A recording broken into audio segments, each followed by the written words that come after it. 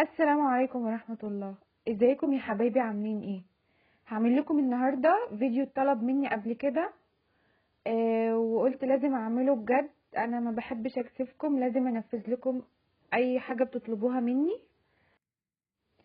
هعمل لكم القرص الطرية بطريقة الافران، بس طبعا بطريقة اغنى واقوى واحلى من طريقة الافران. تمام، هما بيعملوها في الافران بمية بس، لكن احنا هنزود حاجات تخلي الطعم بتاعها احلى واجمل. تمام، يلا مع بعض نبدأ الفيديو، واتمنى ان انتوا تعملوا لايك للفيديو قبل ما ابدأ. يلا مع بعض نبدأ، بسم الله.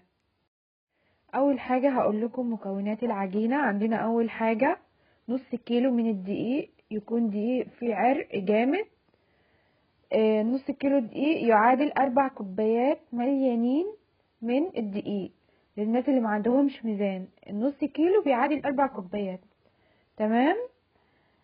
وعندنا كوباية من اللبن. طبعا قلت لكم في الافران بيعملوه بمية، مش بيعملوه بلبن خالص، بس انا حابة طعمه يكون احلى، يعني طعم بيتي اقوى. وبرده بتبقى باللبن الرايب حلوة قوي. وعندنا معلقتين كبار من السكر، انا بحب السكر زيادة شوية في المخبوزات. وعندنا هنا معلقة صغيرة من الزيت ومعلقة صغيرة من السمنة، ممكن تحطوا سمنة بلدي. المعلقة الصغيرة من السمنة دي بتدي طعم وريحة حلوة للقرص. تمام. وعندنا معلقة كبيرة مليانة من الخميرة وبيضة. وعندنا هنا نص كوباية مية للعجن، ممكن نحتاجها او ممكن ما نحتاجهاش. طبعا المية واللبن هنا لازم يكونوا دافيين. وعندنا معلقة صغيرة من الخل، طبعا دي عشان ريحة البيض، وفي نفس الوقت الخل ده محسن حلو قوي لأي نوع من أنواع الخبز أو المعجنات. تمام. أول حاجة هجيب البولة بتاعتي وهنزل فيها بالبيضة واللبن، أقلبهم كويس مع بعض كده، وهنزل بالسكر والخميرة. تمام. هحاول أدوب السكر والخميرة كويس، وهسيبهم لمدة 10 دقايق الخميرة تتفاعل، وهرجع تاني. دلوقتي اهي الخميرة تفاعلت، حطيت معلقة الخل، وبعدين هبتدي انزل بالدقيق. انا حطيت له رشة ملح كده، رشة بسيطة خالص. هقلب الملح فيه كده كويس، وبعدين هنزل بالدقيق كده مرة واحدة. طبعا انا نزلت بيه مرة واحدة عشان انا لسه هزود مية. تمام. فضمن ان العجينة ان شاء الله هتحتاج مية، فزودت الدقيق كله. هنزود واحدة واحدة كده عشان العجينة ما تسيبش مننا خالص.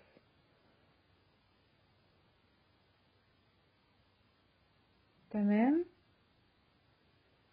اهم حاجة طبعا العجن، عجن ما يقلش عن 10 دقايق، ممكن ربع ساعة كمان. كل ما كان العجن اكتر كل ما كانت العجينة انعم واحلى في التسوية وفي الطعم. بتفرق في الطعم على فكرة لما بتتعجن كويس. ودلوقتي خلاص انزل بقى بالسمنة والزيت عشان التلزيقة اللي لسه في العجينة دي تروح. هفضل اعجن كده لحد لما الاقيها بقت ناعمة خالص في ايدي ومش بتلزق.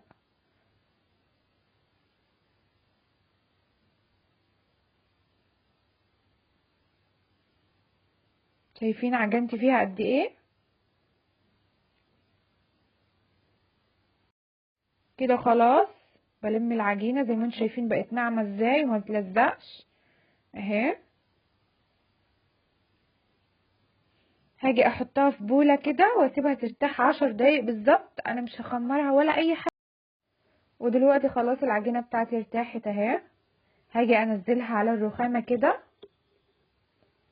تمام. وهبتدي اشكل منها كور كده عشان اعمل منها القرص المدورة. تمام. معلش يا جماعة، اصل بنتي كانت بتلعب جنبي يعني. تمام. هجيب صينية كده مدهونة زيت خفيف قوي، وهبتدي ارص فيها الكور اللي انا عاملاها دي. تمام. ويا دوب انا هكمل الصينية دي وخلاص. على كده هبتدي اعمل الشكل التاني من القرص. تمام، هخلص باقي الكمية وارجع لكم تاني. انا خلاص الصينية بتاعتي خدت دول بس. تمام، هشيلهم كده على جنب وهكمل بقية تشكيل العجين. هاخد العجينة الباقية دي هحاول اظبطها كده.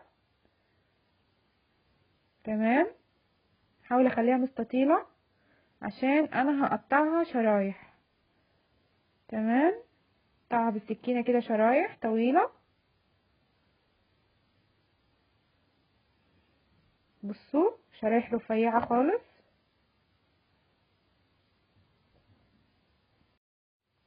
وهحطهم على جنب كده وهبتدي اخد منهم واحدة بواحدة وهبتدي ابرم فيها كده بايدي على الرخامة. احاول اخليها متساوية، مش حتة رفيعة وحتة تخينة. تمام، هبرمها كده كويس. تمام، هاخد واحدة تانية هبرمها برضو بنفس الشكل.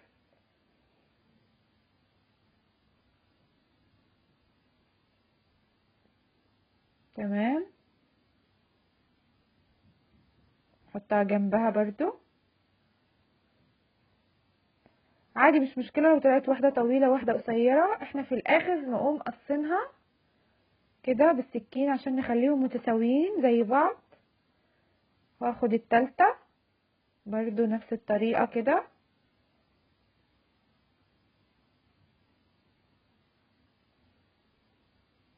تمام، برضو هقطعها بالسكينة من الاطراف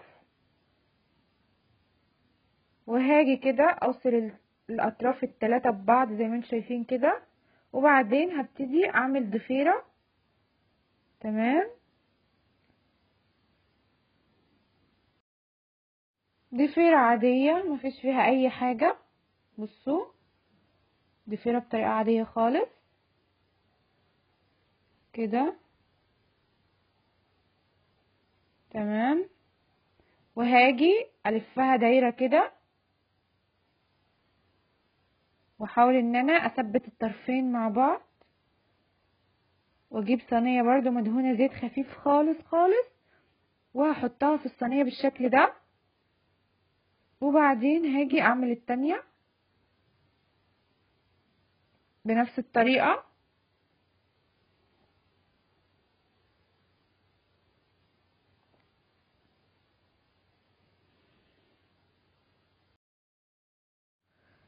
ابرمهم برضو كده واحاول اخليهم بنفس السمك ونفس الطول. تمام كده، هاجي اشيل الاطراف عشان اخليهم بنفس الطول اهو.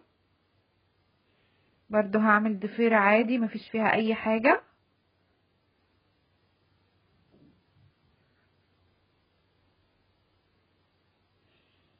تمام كده خلصناها. حطها برضو في الصينية مع التانية. ودلوقتي خلاص خلصت كل الكمية بتاعتي. عملت 3 من دي وعملت 6 من دي. هاجي دلوقتي قبل ما اسيبهم يخمروا هاجي اضغط عليهم كده ضغطة خفيفة خالص. مش هضغط عليهم قوي يعني، مش هخليهم رقيقين، يا دوب ضغطة خفيفة. تمام، هضغطهم كده خفيف خفيف.